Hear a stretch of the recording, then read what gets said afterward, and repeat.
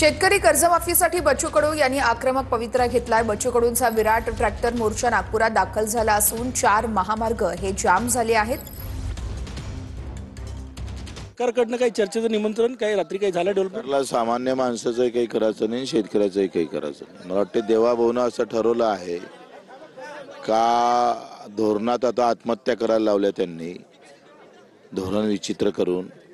जसा कापूस आयात केलाय आणि कापूस उत्पादक शेतकरी मारलाय, लेखणीतून किती शेतकरी मेले, आता गोळीबार घालून किती शेतकरी मारायचे, हे करा ते देवाभाऊनं ठरवलं असेल का यांना शेतीतही मारायचं आणि इथे पण मारायचं, आणि म्हणून त्यांची मानसिकता आता बदलत चाललेली आहे।